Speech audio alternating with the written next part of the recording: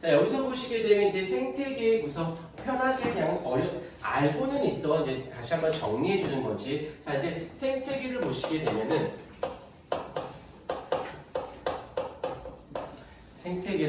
되면은 먼저 누가 나오냐면 개체라는 말이 나와요. 개체. 그 다음에 개체들 다음이 개체군이라는 말이 나오고 개체군 다음에는 뭐가 나오냐면 군집이 나오고 그 군집이 모여서 이제 생태계라는 말이 나오게 되는데 여기서 이제 하나하나씩 좀 정리해 본다라면 개체는 한 종, 그러니까 생명체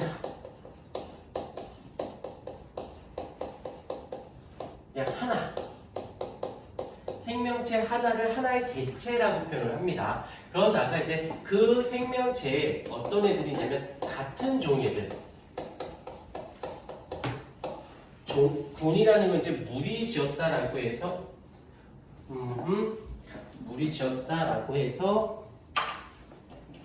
같은 종을 개체군이라는 말을 쓰게 되고 그 다음에 군집이라는 것은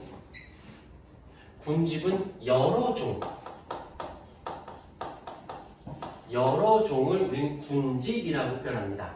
그리고 이 생태계는 그 여러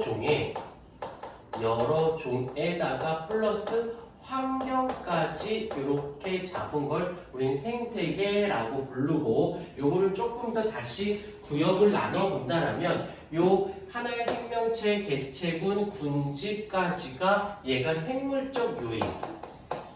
얘를 생물적 요인이라고 부르고 요 환경은 비생물적 요인이라고 부르게 되어지는 거죠. 교재를 보시게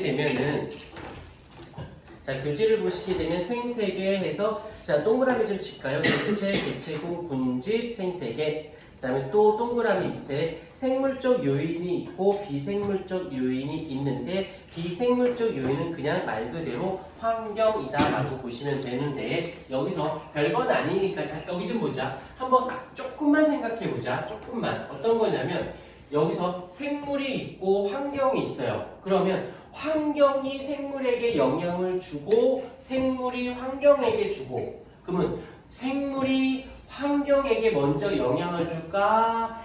환경이 생물에게 먼저 영향을 줄까? 이게 좀 별거 아닌 것 같아도 그러니까 이런 거지. 내가 어떤 환경에 처해졌어. 그럼 내가 거기에 맞게끔 어떻게 되니? 살아가는 거잖아. 거기에 맞게 살면서 조금 더 업그레이드하는 거지. 내가 환경을 다 바꿀 수는 없어. 그래서 이걸 무슨 말이냐면 환경이 생물에게 영향을 줍니다. 이를 작용이라고 부르고 그로 인해서 생물체가 환경에게도 영향을 줘요. 이를 우리는 반작용이라고 부르게 되어지고 이걸 합쳐서 뭐라고? 서로 영향을 주거니 받거니 해. 그래서 상호작용이라는 말을 쓰게 되어지는 거죠.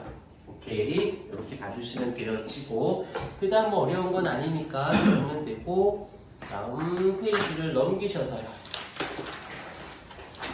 그래서 여기서 보면 빛과 색에서 환경이 생물에게 영향을 주는 것들 중에서 여러 개가 나오는데 그 중에서 빛이 생물에게 영향을 주는 여러 가지 요인들이 있는데 거기서 보시면 지금 광합성에 영향을 주는 거, 산란에 영향을 주는 거 여러 개가 있는데 여기에서 좀 신경 쓸 게 상식인데 장일식물 들어본 적 있을 거예요. 장일식물 그 다음에 단일식물 이렇게 나오는데 뭐냐면 말 그대로 길장자야. 낮의 길이가 길어질 때가 봄, 여름, 가을, 겨울 중에 언제니? 길어질 때니까. 봄이 되겠지? 왜? 겨울에서 봄 돼서 여름 갈 때가 낮의 길이가 길어질 때잖아. 어려운 말은 아니고. 그 다음에 단일식물은 짧아진다. 하루 중에 낮의 길이가 짧아질 때가 언제가 돼? 가을이 되겠지. 낮의 길이가 길다가 겨울 되면 짧아지니까. 이렇게 이때 개화, 꽃을 피는 식물을 우리는 장일식물, 단일식물이라고 얘기합니다. 여기까지 이해가 됐지? 그런데 이게 좀 사실은 잘못됐어요.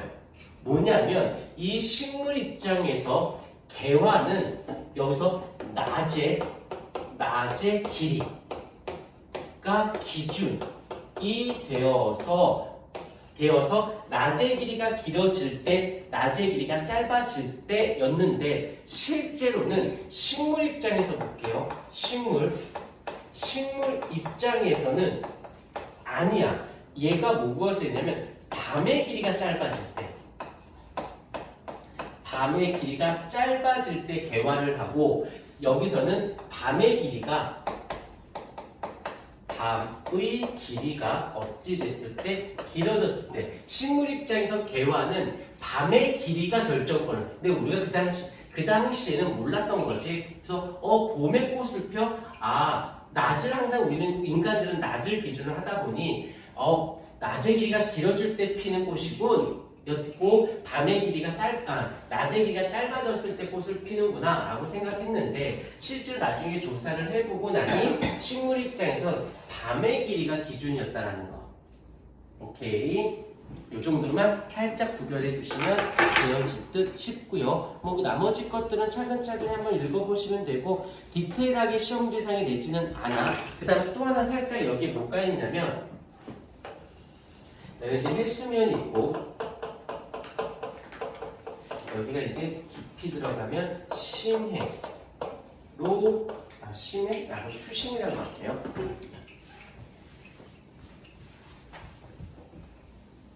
수심. 근데 여기서 보게 되면 수심이 얕은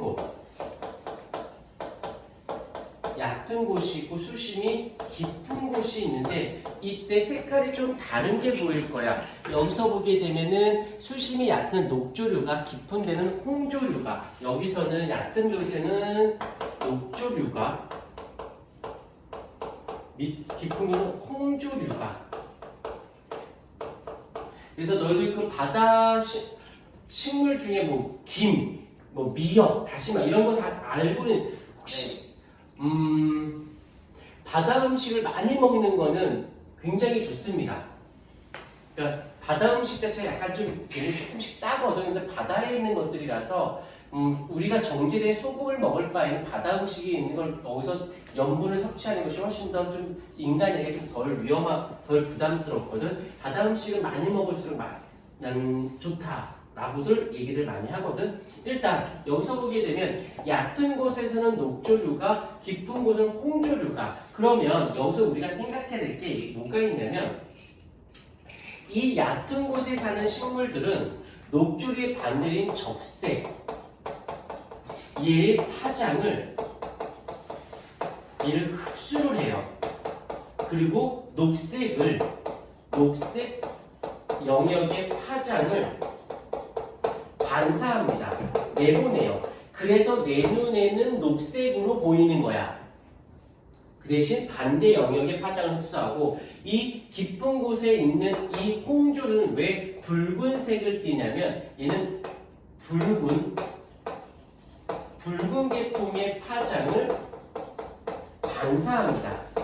그럼 나머지 거를 흡수를 해요. 그래서 내 눈에는 붉게 보여요. 그러니까 이걸 예를 들면 식물은 녹색 계통이야. 그래서 예전에 이런 것도 분들이 그 유치원생들이나 보면은 나무는 녹색 옷을 입고 있어요. 녹색을 좋아하나 봐요. 이런 강아지 같은 소리 하는데 아니야. 식물들은 녹색 계통의 영역의 파장의 빛을 사용하지 않고 내보내버려요. 그래서 너희들 눈에 녹색 계통의 파장으로 반사가 됐으니까 나무들이나 식물들이 녹색으로 보이는 거지.